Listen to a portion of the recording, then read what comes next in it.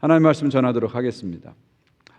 우리가 평소 많이 쓰는 말 중에서 맞는 말인데 잘못 적용하면 무책임한 말이 되는 그런 경우가 있습니다. 한 3가지 정도 제가 여러분에게 소개를 해드리려고 합니다. 이름하여 무책임한 소리 3가지를 한번 여러분에게 좀 소개를 해드리겠습니다. 무책임한 소리 3가지. 첫 번째는 한번 파워포인트 좀 따라와 주세요. 첫 번째는 무책임한 소리 3가지인데, 첫 번째는 모든 것이 마음먹기에 달렸다. 두 번째는 모든 것은 사회가 잘못돼서 그렇다. 세 번째는 모든 것은 하나님이 하신다. 자, 한 가지씩 한번 살펴보겠습니다. 첫 번째, 모든 것은 마음먹기에 달렸다. 우리가 많이 하는 얘기잖아요. 특히 저 같은 설교자가 특히 많이 하는 얘기잖아요. 여러분이 병들든 건강하든 감옥에 있든 어렵든 상관없습니다. 마음을 주님과 함께 가면 괜찮습니다. 이런 얘기를 우리가 많이 합니다.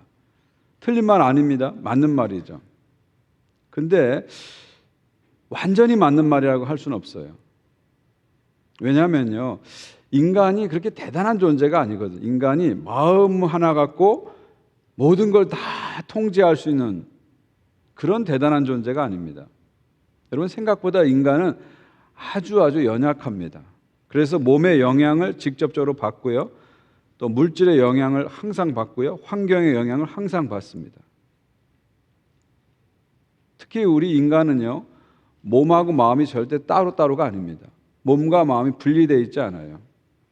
여러분의 현실 생활을 가만히 들여다보면 사실은 마음이 여러분의 몸을 끌고 가는 게 아니라 몸이 여러분의 마음을 끌고 갈 때가 상당히 많아요. 몸이 오히려 나를 이렇게 끌고 갈 때가 많이 있다니까요. 이 현대 뇌과학이 아주 발달했어요. 최근 30년 동안 이 뇌에 대한 연구가 엄청나게 발달했습니다. 저는 그래서 아주 흥미롭게 이 뇌과학에 대한 책이나 강의 동영상을 보는데요, 거기서 많이 배웁니다. 인간에 대해서도 많이 배우고 또 목회에 대해서 많은 힌트를 얻게 됩니다. 최근에 뇌과학의 연구에 의하면요, 인간이 느끼는 이 마음의 감정이 어디서 오냐면 몸에서 온다는 거예요. 그러니까 뇌를 연구해 보니까 이 감정이라는 게 뭐냐면 몸이 먼저 반응하고 그 몸의 반응이 뇌에 전달돼서 감정이 일어난다는 거예요. 그러니까 우리가 느끼는 감정이라는 게 결국 몸의 반응이 전달된 거라는 겁니다. 이게 무슨 얘기입니까? 몸이 먼저라는 거예요. 몸이 먼저 느끼고 그것이 뇌에 전달돼서 감정이 일어난다는 거예요. 그러니까 사실 몸은 상당히 정직한 거예요. 싫은 사람 보면 몸이 그대로 느끼는 거예요. 마음은 아니라고 막 부정하지만 몸은 그걸 느껴내는 거예요. 나타내는 거예요. 마음은 우리를 얼마든지 속일 수 있어요. 근데 몸은 절대로 우리를 속일 수가 없는 거예요. 그래서 우리는 자꾸 이렇게 내 몸이 뭘 지금 느끼고 있는지, 내 몸이 나에게 어떤 메시지를 보내고 있는지 자꾸 몸에 대해서 예민하게 느끼고 반응할 줄 알아야 됩니다. 몸이 참 중요한 겁니다. 예수님도 뭐라고 말씀하셨어요? 마음은 원이로되 뭐가 약하다고요? 육신이 약하다 그랬어요. 반대로 얘기하지 않았어요. 육신은 원이로되 마음이 약하다 이렇게 얘기하지 않았어요. 마음은 원이로되 육신이 약하다. 이게 무슨 말이에요? 결국 우리를 끌고 가는 건 뭐라고요? 몸이라는 거예요. 몸을 이기지 못한다는 거예요. 몸이 우리를 끌고 간다, 그런 얘기입니다. 이 몸이 참 중요한 겁니다. 제가 인생을 살면서 많은 것을 깨닫지만 제가 깨달은 것 중에 가장 중요한 깨달음 중에 하나가 있어요. 이것이 저의 삶에 많은 변화를 줬거든요. 그건 뭐냐면 마음이 움직이지 않으면 몸을 먼저 움직여라. 마음이 움직이지 않으면 몸을 먼저 움직여라. 저는 이것이 저에게 아주 큰 도움을 주고 있어요. 보통 우리는 어떻게 생각합니까? 마음이 움직여야 몸이 움직이죠, 이렇게 생각해요. 그래서 마음이 움직일 때까지 기다려요. 그러면서 나중에 가서 아무것도 하지 못합니다. 근데 저는 반대로 생각해요. 마음이 안 움직이면 몸을 먼저 움직여라. 그럼 마음은 쫓아온다. 저는 그렇게 생각해요. 그래서 어떤 날 운동하기 싫은 날이 있어요. 그러면 운동화부터 먼저 신어요. 그럼 운동하게 돼요.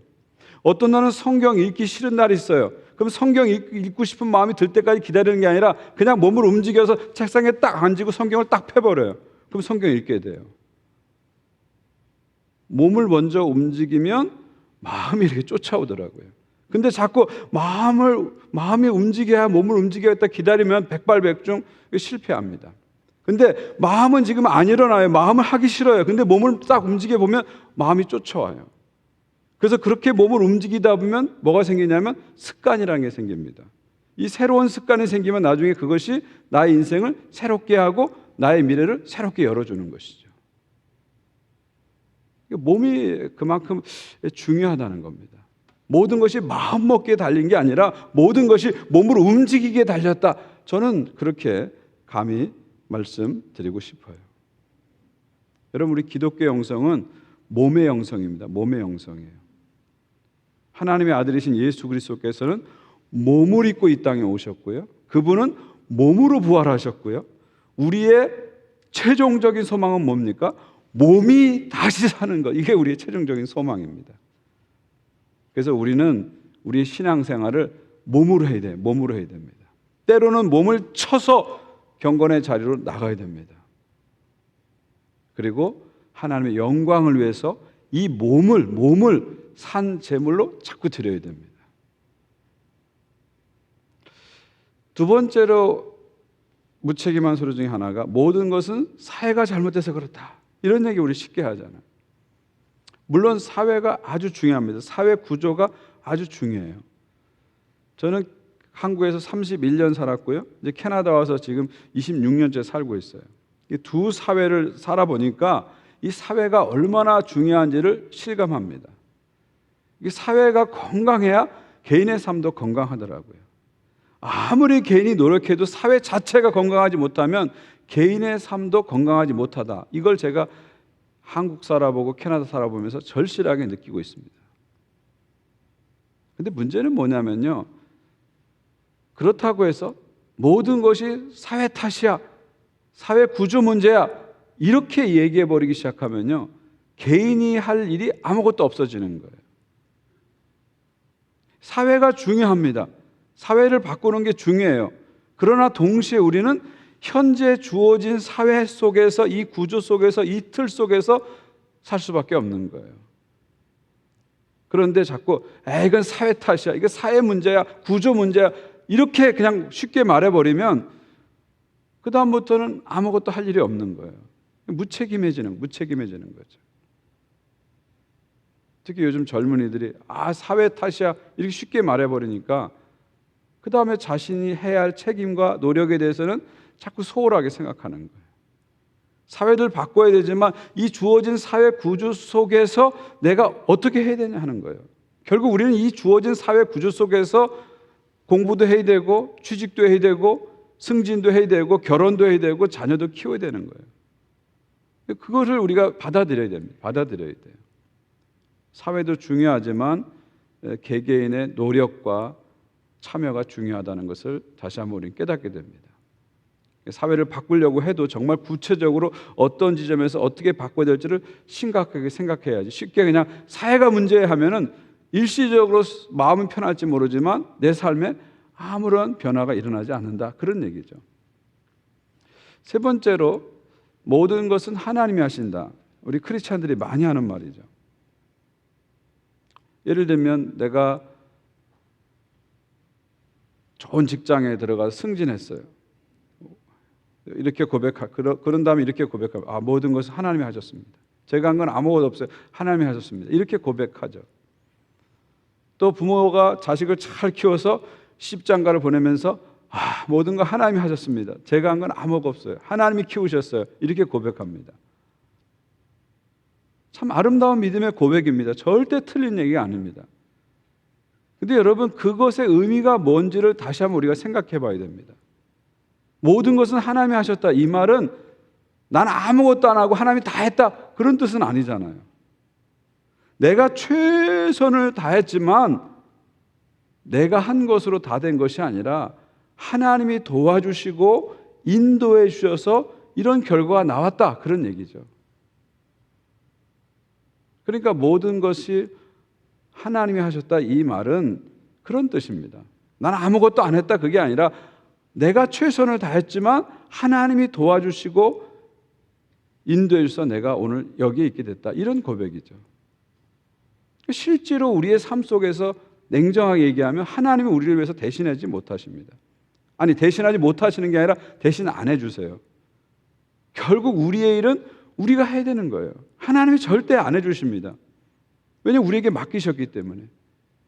내가 일하는 거, 공부하는 거, 자녀 키우는 거, 교회 일하는 거 내가 해야 돼요. 하나님이 하시는 게 아니에요. 내가 하는 거예요. 내가 하는 거예요. 하나님이 나한테 맡기셨거든요. 나한테 맡기셨어요.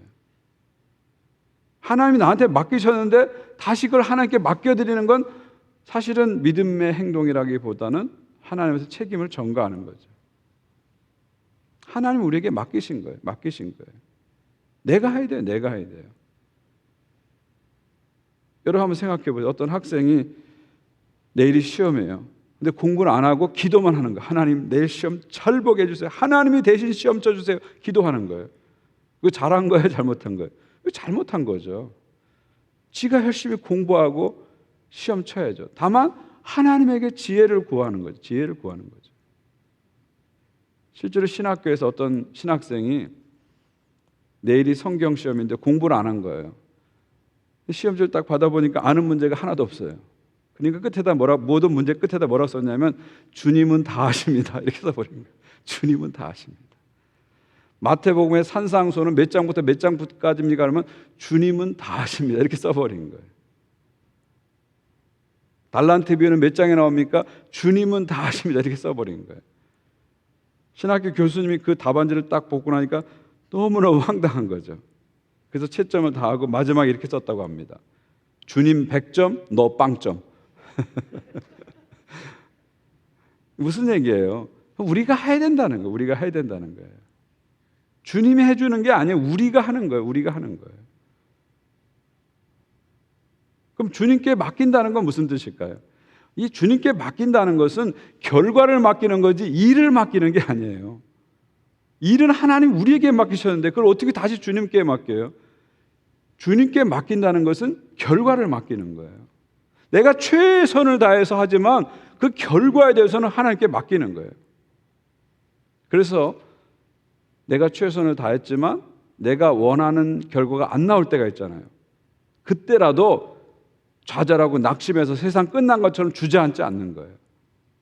하나님 뜻이 있겠지. 난 이걸 통해서 뭔가 배울 거야. 내 앞에 있는 이 어려움은 그냥 나를 넘어뜨리는 어려움이 아니라 넘어가라고 하는, 성장하라고 하는 어려움이야. 이렇게 받아들이는 거예요. 그게 믿음이죠. 또 내가 원하는 결과가 딱 나왔어요. 그렇다고 해서 내가 잘해서 그래, 다 내가 했어 하면서 교만해지지 않는 거예요. 하나님이 도와주셔서 그래, 하나님 은혜 주셔서 하고 하나님께 영광을 돌리는 거예요. 그게 하나님께 맡긴다는 것은 일을 맡기는 게 아니고요, 결과를 맡기는 거예요. 결과를 맡기는 거예요. 그게 바로 진정한 믿음의 자세다, 이렇게 볼 수가 있는 거죠. 믿음의 자세다, 이렇게 볼 수가 있는 겁니다. 그러니까 모든 것은 하나님이 하신다, 이 의미를 우리는 잘 생각하셔야 돼요. 하나님이 여러분에게 일을 맡기셨다니까요. 자녀 키우는 거 여러분에게 맡기셨어요. 대신 안 해주세요. 직장과 비즈니스 여러분에게 맡기셨어요. 대신 안 해주세요. 교회 일 여러분에게 맡기셔서 대신 안 해주세요. 하나님 나라 이 땅 이루는 일 여러분에게 맡기셔서 대신 안 해주세요. 우리가 할 일은 우리의 일을 하나님께 맡기는 게 아니라 결과를 하나님께 맡기고 하나님의 도우심을 구하면서 최선을 다하는 거예요. 이게 바른 믿음의 자세인 것이죠. 어거스틴은 이런 말을 했어요. 기도할 때는 모든 것이 하나님께 달려있다고 믿고 기도하라. 일할 때에는 모든 것이 나에게 달려있다고 믿고 일하라. 얼마나 지혜로운 생각입니까? 우리가 기도할 때는 모든 결과를 하나님께 맡기고 하나님의 지혜와 도우심을 간절히 구해야 돼요. 근데 눈을 뜨고 일할 때는 나한테 달려있다 생각하고 최선을 다해서 일을 하는 거예요. 그리고 그 결과에 대해서 내가 원하지 않은 결과가 나왔다고 해서 좌절하고 낙심하고 끝났다고 생각하지 않고요, 하나님의 뜻을 생각하는 거예요. 그리고 내가 원하는 결과가 나왔다고 우쭐하고 교만하는 것이 아니라 하나님께 영광을 돌리는 거예요. 이것이 진정한 믿음의 삶이다. 이렇게 말씀드릴 수 있죠. 하나님이 우리에게 일을 맡기셨다. 그리고 우리는 그 일에 대해서 최선을 다해야 된다. 이것이 우리를 향한 하나님의 귀한 뜻이라고 생각합니다. 오늘이 사역지원주일이에요. 2022년도를 바라보면서 우리가 사역을 지원하는 사역지원주일입니다. 우리 보나님교회 아름다운 전통 중에 하나가 뭐냐면 나이에 상관없이 또 교회 온 지 얼마 되든지 상관없이 사역에 지원할 수 있다는 게 우리 보나님교회 아주 중요한 전통입니다. 그리고 교인들이 교회의 여러 가지 일 중에서 한 가지 이상의 일을 헌신하고 사역하는 거, 이게 중요한 전통이에요. 따로 우리 교회는 집사를 따로 임명하지 않고요, 이 사역에 지원한 사람을 재직회 정회원으로 임명하죠. 그리고 그분이 집사가 되는 거예요. 집사가 뭡니까? 잡을 집자, 일사자. 일을 잡은 사람이 집사예요. 그냥 타이틀이 아닙니다. 명예가 아닙니다. 일을 잡고 있는 사람이 집사입니다. 그래서 모든 교인들이 한 가지 이상의 사역에 헌신하고 지원하고 그렇게 헌신하는 것이 우리 교회의 아름다운 전통입니다. 저는 이런 전통을 우리가 계속 이어갔으면 좋겠어요. 근데 요즘 이렇게 보면은 이 전통이 점점 약해지는 것 같아서 참 마음이 안타깝습니다. 당회에서 회의를 할 때 보면, 장로님들 회의할 때 보면 자주 듣는 말이 일꾼이 없다는 얘기예요. 일꾼이 없어요. 세울 사람이 없어요. 이런 얘기를 많이 듣습니다. 또 제가 목회팀하고 회의할 때마다 부목사님들 통해서 자주 듣는 얘기가 뭐냐면 촌장을 세울 사람이 없습니다. 촌장을 안 하려고 합니다. 팀장이 없습니다. 이런 얘기들을 많이 듣게 돼요. 참 안타까운 얘기입니다. 그리고 어떻게 보면 아주 심각한 문제예요. 왜 사람들이 교회 일을 자꾸 이렇게 안 하려고 할까요? 저는 교회 일이 힘들어서 안 한다 그렇게 생각은 안 해요. 여러분, 교회 일은 노동 강도가 그렇게 높은 일은 아닙니다. 여러분이 아무리 열심히 해도 일주일에 몇 시간 정도 일하는 거기 때문에 절대로 강도가 높은 일은 아니에요. 근데 그럼에도 불구하고 왜 교회를 안 하려고 하는가? 저는 일 자체의 문제라고 보다는 어떤 태도의 문제다 이런 생각이 들어요. 어떤 분들은 그냥 귀찮아서 안 하려고 하는 분들이 있어요. 또 어떤 분들은 내가 큰 교회 왔으니까 그냥 나는 헌신자로 이제는 안 살래. 나는 이제 소비자로 살래. 이런 마인드를 갖는 거예요. 내가 옛날에 작은 교회에서 열심히 했는데 여긴 사람이 많으니까 나 안 해도 돼. 이런 마음을 갖는 거죠. 또 어떤 분들은 열심히 한때는 했는데 제가 영적으로 지금 다운되어 있습니다. 영적으로 침체되어 있어요. 그래서 저는 못하겠어요. 그렇게 생각하시는 분도 있어요. 근데 제가 보니까요, 안 하면 침체가 벗어나냐? 그러진 않더라고요. 오히려 내가 사역으로부터 멀어지고 교회로부터 멀어지면 이 침체가 더 깊어져요. 나중에 완전히 침체 늪속에 빠져서 다시 일어나기가 힘든 그런 모습을 저는 많이 봅니다. 때로는 우리가요, 교회 사역을 할 때 몸을 쳐서 좀 하는 훈련도 좀 해야 됩니다. 몸을 자꾸 움직여서 하는 훈련을 해야 됩니다.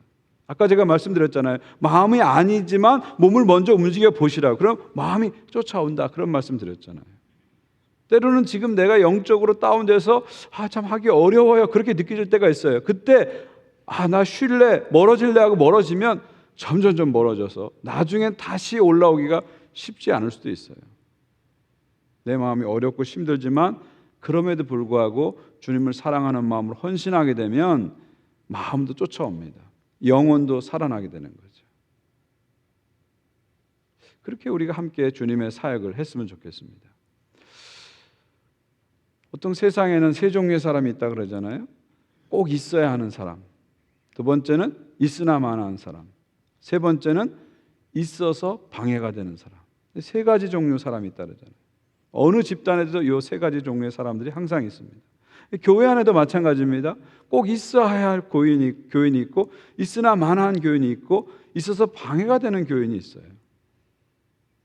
근데 제가 볼 때는 여러분 모두 한 사람 한 사람이 다 꼭 있어야 될 사람입니다. 저는 그렇게 생각해요. 지난주에 제가 90세 되시는 권사님하고 전화 통화를 했어요. 전화 통화를 했는데 이 권사님이 지난 3월 이후부터 교회를 한 번도 나오지 못하시고 온라인으로만 예배를 드리고 계세요. 근데 전화 중에 저한테 그렇게 말씀하시더라고요. 제가 교회 나가지 못하지만 온라인으로 예배 잘 드리고 있어요. 그리고 제가 교회를 위해서 늘 기도하고 있어요. 목사님 위해서 늘 기도하고 있어요. 목사님 건강하시도록 기도하고 성령 충만하도록 늘 기도하고 있어요. 그리고 목사님 너무 감사합니다. 어렵고 힘든데 함께 이렇게 교회를 세워가셔서 너무 감사합니다. 그렇게 얘기하시더라고요. 저하고 짧은 통화를 했는데 목사님 감사합니다, 감사합니다를 한 10번 이상 하신 것 같아요. 10번 이상 하신 것 같아요. 제가 그 전화를 받고 우리 가만히 앉아있는데 참 마음이 흐뭇하고 따뜻해지더라고요. 제가 그 앞에 노예 일로 교회 일로 좀 마음이 좀 복잡하고 시끄러웠는데 권사님하고 통하고 나니까 마음이 이렇게 따뜻해지고 편안해지더라고요. 여러분 90세 넘은 이 권사님 교회도 나오지 못하시지만 이분이야말로 꼭 있어야 하는 분 아닙니까? 어떤 큰 일을 하는 사람만 교회에 꼭 있어야 될 사람이 아니죠. 어떤 중요한 자리를 맡은 사람만 교회에 있어야 될 사람이 아니죠. 내가 몸된 교회 지체라고 느끼면서 내가 할 수 있는 것, 그것을 하는 사람이 바로 꼭 있어야 될 사람이다. 저는 그렇게 생각합니다. 그렇게 본다면 여기 앉아 계신 여러분 한 분 한 분, 또 온라인으로 예배드리는 여러분 한 분 한 분이야말로 우리 교회에 꼭 있어야 될 분이다. 저는 그렇게 생각합니다. 옛날에 제가 아는 신부님한테 들은 이야기인데요. 그 신부님이 삼형제래요. 근데 할머니, 친할머니가 있는데 그 집안 전체가 카톨릭 집안, 아주 오래 3대인가 4대 이렇게 카톨릭을 믿는 카톨릭 집안이에요. 근데 이 할머니가 이제 같이 살았는데 할머니가 이제 임종을 앞둔 거예요. 이제 돌아가시게 된 거예요. 그때 이 할머니가 자기 형제들을 하나씩 불렀대요. 따로따로 하나씩 불렀대요. 그래서 그 형제들한테 한마디씩 해주신 거예요. 이제 자기 차례가 돼서 들어갔어요. 그때 할머니가 뭐라고 하시냐면 그 숨을 헐떡거리시면서 할머니가 뭐라고 하시냐면 이렇게 말씀하셨대요. 네가 우리 집안의 기둥이다. 네가 잘해야 우리 집안 잘 된다. 그런 말씀하신 거예요. 그래서 이분이 그 이야기를 듣고 부담감을 가진 거예요. 내가 우리 집안의 기둥이구나. 내가 잘해야 우리 집안이 잘 되는구나. 그런 생각을 늘 가지면서 어떤 책임감을 가지고 그렇게 사신 거예요. 그래서 나중에 이분이 이제 잘 성장해가지고 이제 신학교를 가고 아주 그 신실한 신부님이 되셨어요. 그리고 다른 형제들도 잘 성장하셔서 어떤 분은 대학 교수가 됐고 어떤 분은 건실한 사업가가 됐습니다. 나중에 형제들이 이렇게 이제 모이게 됐는데요. 모여서 그런 얘기를 했대요. 그때 할머니가 너한테 뭐라고 얘기했냐? 그 얘기를 한 거예요. 너 따로따로 불렀는데 너 할머니가 너한테 뭐라 그랬니? 너한테 뭐래? 그 얘기를 한 거예요. 근데 얘기를 하다 보니까 세 형제가 깜짝 놀랐어요. 할머니가 똑같은 소리를 했어요.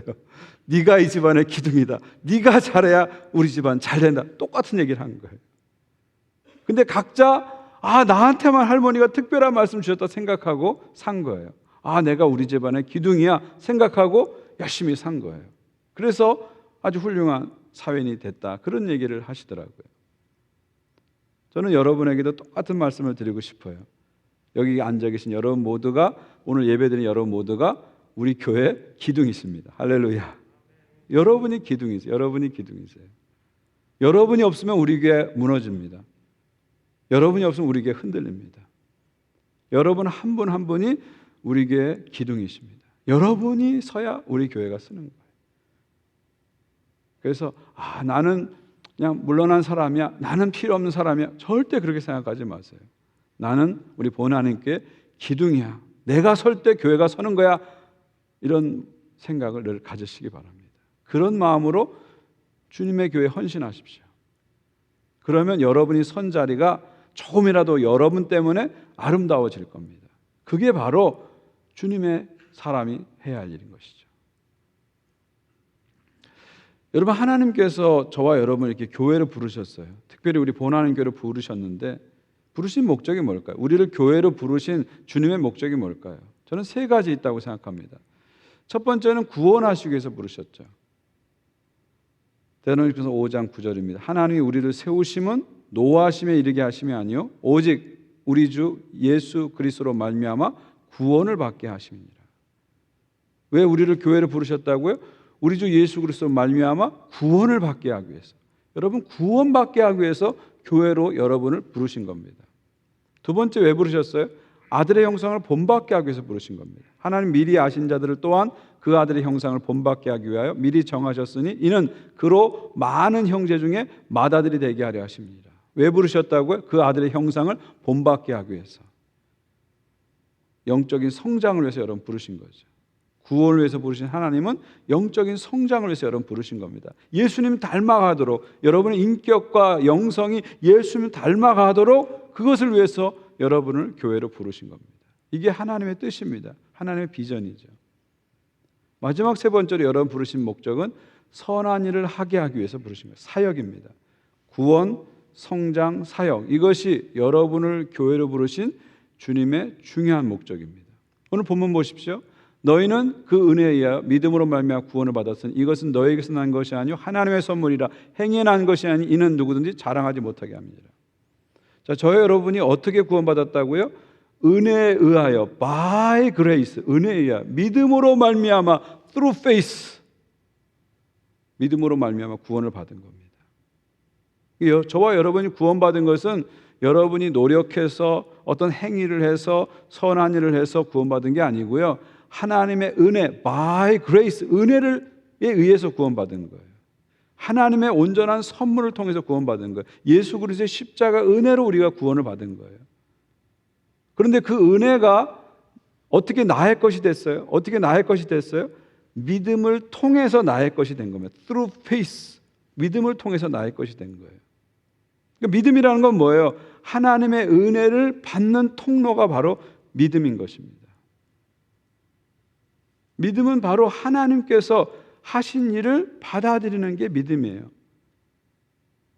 믿음은 내가 믿고 싶은 것을 믿는 게 절대 믿음이 아니고요, 내가 바라는 것이 될 것을 아는 것이 믿음이 아니고요, 하나님께서 예수 그리스도 안에서 나를 위해서 하신 일을 받아들이는 것이 바로 믿음이에요. 받아들이는 게 믿음이에요. 내가 필요한 것을 하나님부터 얻어내는 수단이 믿음이 아니고요, 하나님께서 나한테 필요한 일을 예수 그리스도 안에서 하셨고 하고 계시고 하실 것이란 그 일을 받아들이는 게 믿음이에요. 믿음은 아주 분명하죠. 믿음은 우리가 잘 정의해야 믿음에 대해서 혼란이 없습니다. 믿음은 예수 그리스도 안에서 하나님이 하신 일을 받아들이는 것, 믿는 것이 바로 믿음이다. 내가 믿고 싶은 걸 믿는 게 절대 믿음이 아닙니다. 내가 바라는 게 될 거라고 믿는 것이 믿음이 아니고요, 하나님이 예수님 안에서 나에게 하신 일을 받아들이는 게 바로 믿음이에요. 그게 바로 믿음이에요. 그게 바로 믿음이에요. 그러니까 믿음에서는 믿음이 좋다 나쁘다가 사실은 없는 거예요. 믿음은 단순한 겁니다. 우린 죄인입니다. 그래서 스스로 우리 자신을 구원할 수 없잖아요. 우리는 죄인입니다. 그래서 끊임없이 죄를 져요. 그래서 우리 삶이 이렇게 망가진 거예요. 이 망가진 우리의 삶을 우리 스스로 고칠 수 있는 능력이 없어요. 그래서 하나님께서 당신의 아들을 이 땅에 보내셔서 십자가에서 죽게 하심으로 우리 죄를 다 용서해 주신 거예요. 그리고 그 아들이 다시 사심으로 우리에게 영원한 생명과 영원한 나라를 주신 거예요. 그것을 받아들이는 것이 바로 믿음이에요. 그래서 우리는 구원을 받은 거예요. 믿음은 아주 분명합니다. 분명합니다. 그러니까 우리는 어떻게 구원받았다고요? By grace. 은혜에 의해서 구원받은 거예요. 그러니까 은혜가 우리에게 어떻게 왔다고요? Through faith. 믿음을 통해서 오게 된 겁니다. 그러니까 우리가 구원받은 데에는 행위가 개입되지 않았어요. 하나님의 은혜 선물로 우리는 구원을 받게 된 것이죠. 근데 그 다음 중요한 게 있어요. 그럼 왜 우리를 은혜로 구원하셨는가? 구원의 목적이 뭐냐는 거죠. 그 다음 10절에 나오죠. 우리는 그가 만드신 바라 그리스도 예수 안에서 선한 일을 위해서 지으심 받은 자니 이 일은 하나님이 전에 예비하사 우리로 그 가운데 행하게 하려 하심이라. 하나님 왜 우리를 구원하셨다고요? 선한 일을 위해서 구원하셨어요. 선한 일을 하게 하기 위해서 우리를 구원하셨다는 겁니다. 하나님이 우리를 창조했어요. 근데 우리가 타락했어요. 그래서 예수님 보내셔서 다시 지으셨어요. 다시 창조하셨어요. 그래서 우리는 그의 만드신 바라. 이 만드신 바가 헬라어로 포이에마입니다. 포이에마. 영어로 하면 마스터피스입니다.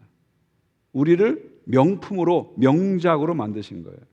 불량품 같은 우리들, 죄로 인해서 불량품 되어버린 우리를 예수 그리스도 안에서 명품으로 만드신 거예요. 오발탄 같은 우리들을 예수 그리스도 안에서 다시 빚으셔서 명중하는 인생으로 바꾸신 거예요. 근데 왜 그렇게 하셨다고요? 선한 일을 위해서 지으셨다는 거예요. 선한 일을 위해서 우리를 그렇게 구원하시고 만드셨다는 거죠. 그러니까 하나님이 우리를 구원하신 목적은 뭐예요? 선한 일을 위해서 구원하신 겁니다. 자, 이걸 우리가 잘 정리해야 됩니다. 우리가 선행으로 구원받은 것은 절대 아니에요. 선행으로 구원받은 것은 절대 아니에요. 근데 선행을 위해서 구원받은 것은 사실입니다. 요거를 우리가 잘 구분해야 돼요. 우리가 선행으로 구원받은 것은 절대 아니에요. 그러나 우리가 선행을 위해서 구원받은 것은 사실이라는 거죠. 한국교회가 지금까지 우리는 은혜로 구원받았습니다, 믿음으로 구원, 이것만 너무 강조하다 보니까 왜 구원받았는지에 대한 설명을 정확히 안 하고 자세히 안 한 거예요. 그러다 보니까 우리가 자꾸 나 믿음으로 구원받았으니까, 나 이미 천당행 티켓을 받았으니까 그냥 마음대로 살아도 되는 것처럼 생각해 버린 거예요. 그래서 은혜가 우리를 방종으로 자꾸 끌고 가는 거예요. 구원을 이렇게 전체적으로 총체적으로 이해하지 못하고 그냥 구원파적으로 구원을 이해하다 보니까 윤리 빠진 기독교, 삶이 빠진 기독교, 헌신 빠진 교회가 돼버린 거죠. 오늘 본문은 우리에게 정확히 가르쳐주고 있어요. 우리가 선행으로 구원받은 건 절대 아니에요. 그런데 선행을 위해서 구원받았다, 분명히 얘기하고 있습니다. 구원의 확신이라는 것은 믿음의 출발점인데 이걸 너무 강조하다 보니까 구원이 갑자기 값싼 은혜로 돼버린 거예요. 구원은 값싼 은혜가 아닙니다. 우리를 죄 가운데서 끌어내신 하나님께서 우리를 선한 일을 하는 백성으로 만들기 위해서 구원하신 거예요. 분명한 방향과 목적이 있습니다. 값비싼 은혜라는 거죠. 디도서 말씀도 분명히 이것을 얘기하고 있죠. 그가 우리를 대신하여 자신을 주시면, 이게 뭐예요? 십자가에서 예수님께서 죽으신 것은 왜 그렇게 하셨어요? 모든 불법에서 우리를 속량하시고 우리를 깨끗게 하시는 거예요. 우리의 죄를 용서해 주시고 우리를 구원하신 거예요. 그 목적이 뭐예요? 선한 일을 열심히 하는 자기 백성이 되게 하려 하십니다. 목표가 분명하죠. 선한 일을 열심히 하는 자기 백성이 되게 하려 하십니다. 옛날에는 죄만 짓고 악만 행하고 자기만 위해서 살던 사람들을 하나님의 선한 일을 열심히 하는 백성으로 만들기 위해서 하나님이 우리를 부르셨다는 거예요. 근데 우리가 그걸 잊어버리고 내가 예수 믿고 구원받았으니까 그냥 마음대로 살아도 돼, 적당히 살아도 돼, 죄져도 괜찮아, 이런 생각을 한다면 우리는 다시 구원받기 전의 상태로 돌아가 버리는 거예요. 하나님 우리를 왜 부르셨다고요? 선한 일을 위하여 부르셨다는 거죠. 그러니까 선행은 구원의 방법은 아니에요. 그런데 구원의 목적이다. 이것이 구원에 대한 전체적인 그림입니다. 이걸 정확히 이해하게 되면 삶과 신앙이 분리되지 않죠. 자, 그렇다면 마지막으로 이 선행은 뭘까요? 선한 일을 위해서 우리를 부르셨다는데 도대체 선한 일은 뭘까요? 선한 일, good works, 선한 일은 결국 뭐예요? 하나님의 일을 말합니다. God's works, 하나님의 일을 말합니다. 하나님께서 선하다고 여기는 일이 선한 일입니다. 여러분 창세기 보게 되면 하나님께서 천지를 다 창조하시고 뭐라고 말씀하셨어요? 보시기에 좋았다 그러셨잖아요. It was good 그러셨잖아요. 그러니까 선한 일은 뭐예요? 하나님이 good 하는 일이 선한 일이에요. 내가 보기에 좋은 일이 아니라 하나님이 좋아하시는 일이 선한 일이에요. 그러니까 선한 일은 한마디로 하나님의 일입니다. Good works는 God's works다, 이렇게 이해하시면 돼요. 더 구체적으로 얘기하면 선한 일은 뭐예요? 하나님 나라 일입니다. 하나님 나라를 이 땅에서 진전시키는 모든 일이 선한 일이죠. Kingdom works. 분명해졌죠? 선한 일이 뭐라고요? God's works. 하나님의 일을 말합니다. 구체적으로 Kingdom works. 이 땅에서 하나님 나라를 진전시키는 모든 일이 선한 일이죠. 그러니까 복음을 전하는 거, 이 선한 일이죠.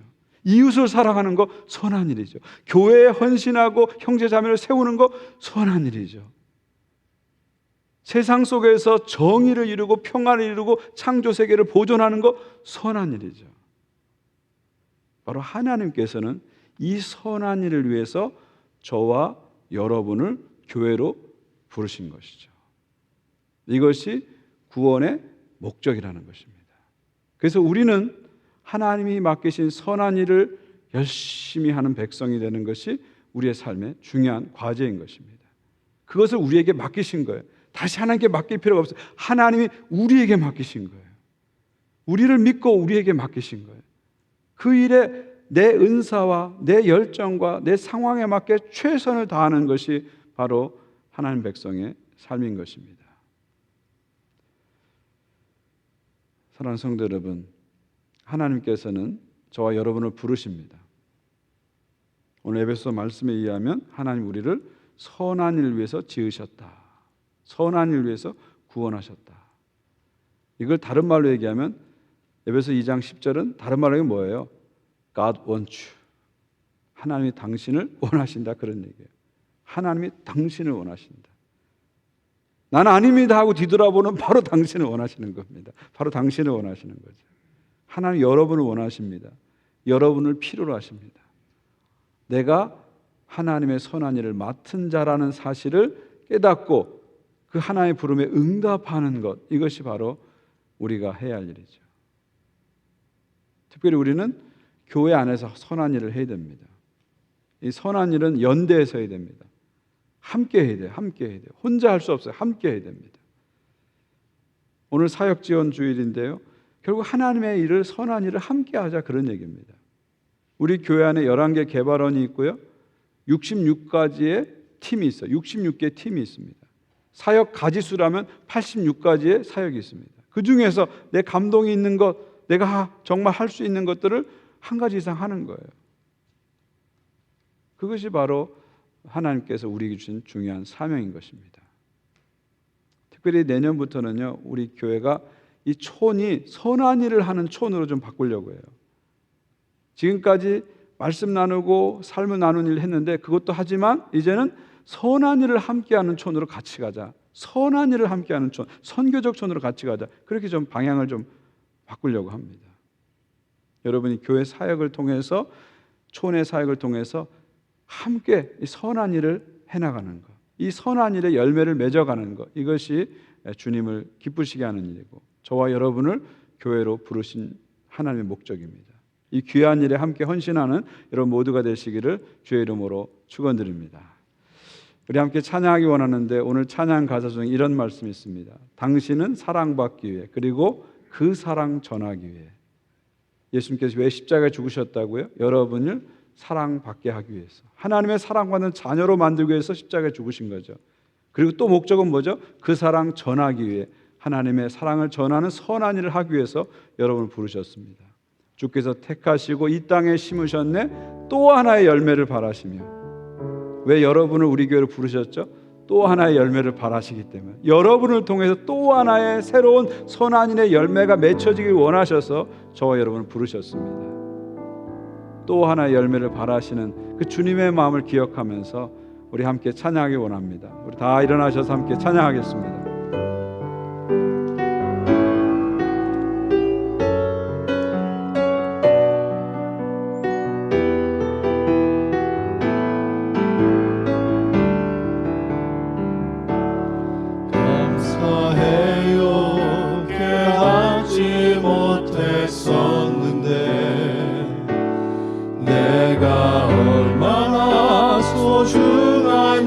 존재라는 것, 태초부터 지금까지 하나님의 사랑은 항상 날 향하고 있었다는 것, 고마워요.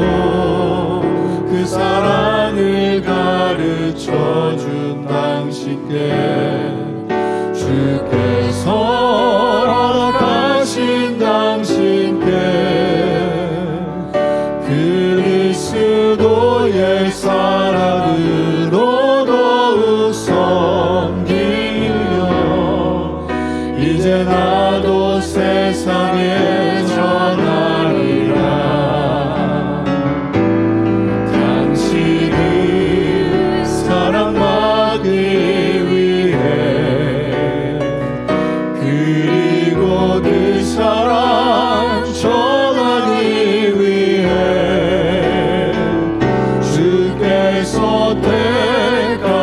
가시고 이 땅에 심으셨네.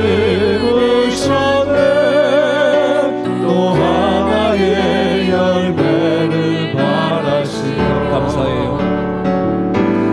감사해요. 깨닫지 못했었는데 내가 얼마나 소중한 존재라는 걸 태초부터 지금까지 하나님의 사랑을 항상 날 향하고 있었다는 걸 고마워요. 그 사랑을 가르쳐준 당신께 주께서 허락하신 당신께 그리스도의 사랑으로 더욱 섬기며 이제 나도 세상에 전하리라. 우리 옆에 사람 같이 축복했으면 좋겠습니다. 당신은 사랑받기 위해 그리고 그 사랑 전하기 위해 주께서 택하시고 이 땅에 심으셨네. 또 하나의 열매를 바라시며 당신은 사랑받기 위해 당신은 사랑받기 위해 그리고 그 사랑 전하기 위해 주께서 택하시고 이 땅에 심으셨네. 또 하나의 열매를 바라시며. 하나님 감사합니다. 또 하나의 열매를 바라시며 저희들이 이 땅에 심으신 것을 인하여 감사드립니다. 더 감사한 것은 아무 자격 없고 공로 없는 죄인들, 아니 자격과 공로가 없는 것이 아니라 망가질 대로 망가진 저희들을 예수님의 크신 은혜로 구원받게 하시고 하나님의 친백성으로 삼아주신 것을 감사합니다. 그리고 우리들을 하나님의 선한 일에 열심히 있는 친백성으로 만드시고자 하는 하나님의 큰 계획에 감사를 드립니다. 날마다 나를 구원하신 아버지의 뜻을 생각하면서 선한 일에 열심을 내는 우리 성도들 되게 하여 주시고 우리 교회 되게 하여 주시옵소서. 그래서 주님 오실 그날까지 하나님 나라를 진전시키는 일을 이 땅에서 감당하는 모든 성도와 교회로 이끌어 주시옵소서. 예수 그리스도의 이름으로 기도하옵나이다. 아멘. 이제는 우리 구주 예수 그리스도의 은혜와 하나님 아버지의 사랑과 성령님의 교통하심이 하나님의 선한 일을 위해서 지음받은 우리의 존재를 확인하면서 하나님의 선한 일에 헌신하며 나가는 모든 주의 백성들 위해 교회 위에 이제부터 영원까지 함께 하시기를 간절히 축원하옵나이다. 아멘.